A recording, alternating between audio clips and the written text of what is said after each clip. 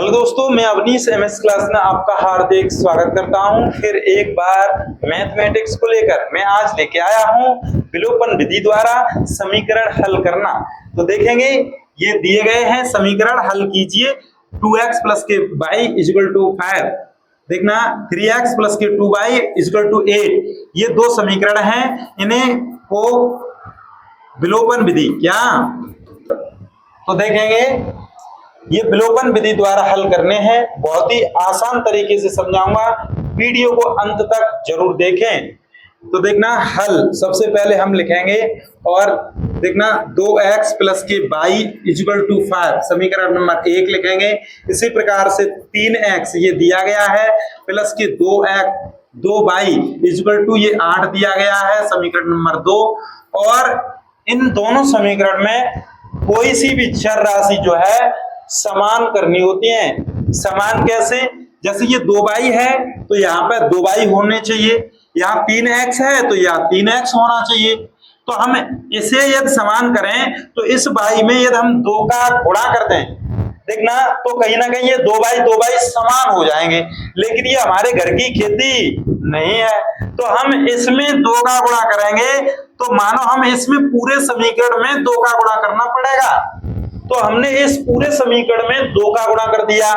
अब ये हमारे हो गए 2y और ये हमारे 2y, तो 2y और 2y ये भी धन के ये भी धन के, तो ये हमारे जुड़ जाएंगे। तो जोड़ने पर ये 4y हो जाएंगे।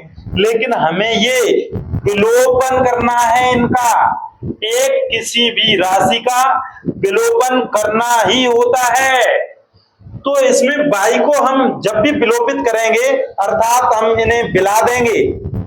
तो कैसे, तो हम इसमें लिखेंगे समीकरण 1 में से 2 को घटाने पर जब हमने गुणा भी कर लिया और घटाने पर, तो ये जो दूसरा समीकरण है जब भी घटाएंगे तो इसके सभी के चिन्ह चेंज हो जाएंगे, साइन जो भी है वो बदल जाएंगे। तो ये है धन का तो ये ऋण का, ये धन का है तो ये ऋण का हो गया, ये धन का है तो ये ऋण का हो गया, और ये हमारा कैंसिल हो जाएगा। अब देखेंगे इसमें समीकरण में 2 का गुणा हो रहा है तो ये हो जाएगा 4x, तो यहां लिखेंगे हम 4x माइनस के ये 3x हैं तो 3x लिखेंगे इक्वल टू देखना 2 पंजा 10 लिखेंगे माइनस के 8 लिखेंगे, और ये 4x में से ये 3x जब भी घटाएंगे तो ये हमारा x बचेगा, और देखना 10 में से ये 8 घटाएंगे तो कहीं ना कहीं 2 बचेगा। इस प्रकार से x का मान हमने ज्ञात कर लिया है। अब x का मान समीकरण 1 में रख दीजिए या 2 में रख दीजिए, तुम्हारा y का मान निकल आएगा। और इस प्रकार से विलोपन विधि द्वारा समीकरण हल किए जाते हैं। तो देखना x का मान समीकरण 1 में रखने पर तो ये क्या हो जाएगा, देखेंगे x के स्थान पर हमें क्या रखना है 2, तो x के स्थान पर 2 रखेंगे, 2 रख दिए प्लस y और इक्वल टू 5। अब कहेंगे सर ये 2 का गुणा किया था वो उसका कोई भी महत्व नहीं है, यदि आप करना चाहो तो इसमें भी 2 का गुणा और इस तरफ भी 2 का गुणा, तो ये 2 से 2 कैंसिल हो जाएंगे कॉमन लेने के बाद, तो उस पर कोई प्रभाव नहीं पड़ता है। तो देखना 2 दूनी 4 हो जाएगा प्लस के y इक्वल टू 5, तो y बराबर 5 में से ये 4 घटाएंगे तो कहीं ना कहीं 1 निकल के आएगा। इस प्रकार से हमारा देखना x का मान 2 और y का मान 1 निकल के आ जाएगा, और हमारे समीकरण विलोपन विधि द्वारा हल किए गए हैं। अगला प्रश्न, विलोपन विधि द्वारा समीकरण कैसे हल करते हैं, एक बार अंत तक वीडियो को देखेंगे।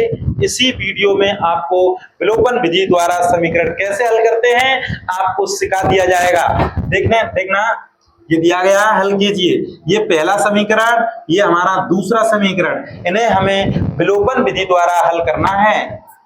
विलोपन विधि द्वारा हल करना है। तो देखना सबसे पहले हम लिखेंगे हल और कहेंगे देखना 2x प्लस के 3y इक्वल टू 18। इस प्रकार से समीकरण 1, ये 4x प्लस के 6y इक्वल टू 17, देखना 17 दिया गया है। देखना ये समीकरण नंबर 2। अब देखेंगे, अब इन दोनों समीकरणों में ये पता करेंगे कौन सा चर हम आसानी से बराबर कर सकते हैं। तो देखना 3y है, ये 6y है, ये 2x है, ये 4x है।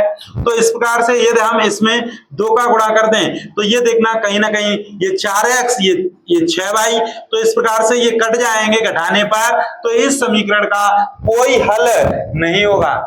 इस प्रकार से हम लिख सकते हैं इसमें कोई सा भी चर हमारा नहीं बच रहा है, दोनों जो चर हैं वो विलोपित हो रहे हैं। तो हम कह सकते हैं इस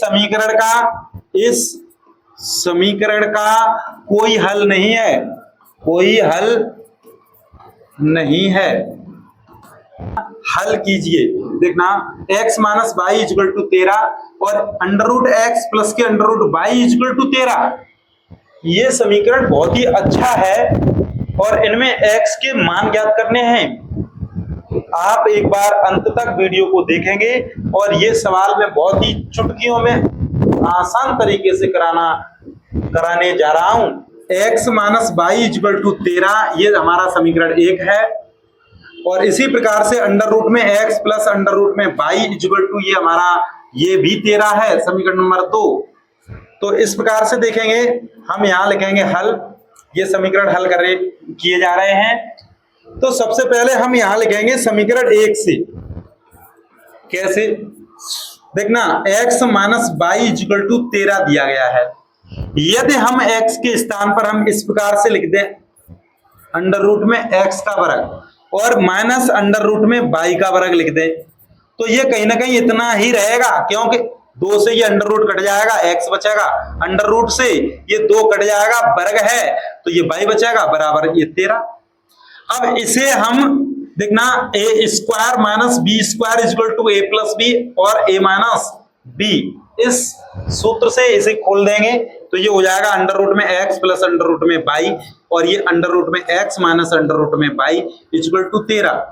और समीकरण 2 से हम इसके स्थान पर हम क्या लिख सकते हैं 13, तो ये अंडर रूट में x प्लस अंडर रूट में y, ये जो दिया गया है इसके स्थान पर 13 लिख देंगे। यहां लिखेंगे समीकरण 2 का मान रखने पर तो ये हो जाएगा 13 इंटू अंडर रूट में x माइनस अंडर रूट में y इक्वल टू 13। तो ये हो जाएगा अंडर रूट में x माइनस अंडर रूट में y बराबर 13/13। तो ये गुणा में है तो उस तरफ जाएगा तो भाग में चला जाएगा, ये 13 से एक बार कैंसिल हो जाएगा, अंडर रूट में x माइनस अंडर रूट में y बराबर 1। ये हो जाएगा हमारा समीकरण, ये हमारा समीकरण हो जाएगा 3। देखना अंडर रूट में x माइनस अंडर रूट में y इक्वल टू 1, तो ये हमारा समीकरण 3 है। अब समीकरण 2 और 3 को हल करके x और y के मान हम अभी ज्ञात करेंगे। तो देखना ये आपको पता ही है, तो देखना अंडर रूट में x प्लस अंडर रूट में y इक्वल टू 13, समीकरण नंबर ये अपना 2 था, और ये अंडर रूट में x माइनस अंडर रूट में y इक्वल टू 1, ये समीकरण 3 है। तो इस प्रकार से इन्हें हल करेंगे।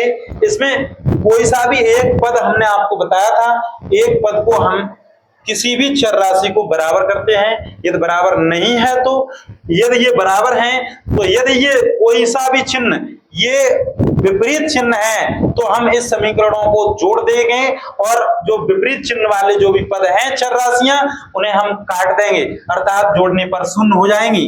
तो देखना जोड़ने पर क्या हो जाएगा, ये शून्य हो गए, तो ये अंडर रूट एक्स तो ये हो जाएगा 2 अंडर रूट में x इक्वल टू 13 और 1 ये हो जाएगा 14, अंडर रूट में x बराबर 14/2, तो ये 2 से ये 7 बार कैंसिल, अंडर रूट में x बराबर 7। देखना हमने आपको ये बताया था रूट इस तरफ लगा है, रूट को उस तरफ लेके जाएंगे तो ये वर्ग हो जाएगा। यदि आपके टीचर ने यदि ये बताया है दोनों पक्षों का वर्ग करने पर, तो इसका वर्ग करेंगे तो ये x हो जाएगा, इसका वर्ग करेंगे तो ये 49 हो जाएगा, इस प्रकार से भी निकाल सकते हैं। तो और देखेंगे x का मान समीकरण 2 में रख दीजिए या 3 में रख दीजिए, आपका y का मान निकल के आ जाएगा। तो देखना x का मान समीकरण 2 में रखने पर तो ये हो जाएगा, देखना 49 रूट में, क्योंकि x के स्थान पर रख दिया 2 में, प्लस अंडर रूट में y इक्वल टू 13, तो अंडर रूट में y इक्वल टू 13 और ये 49 का होता है 7, कितना होता है भैया 7। और देखना 7 को उस तरफ लेके जाएंगे अंडर रूट में भाई 13 में से ये 7 घटाएंगे तो कितने बचेंगे 5। अब देखना सॉरी ये हो जाएगा अंडर रूट में y इक्वल टू ये हो जाएगा 5। तो ये बरक करेंगे उस दोनों पक्षों का तो ये देख ये y हो जाएगा ये 25 हो जाएगा। इस प्रकार से x का मान 49 y का मान 25 निकल के आ जाएगा।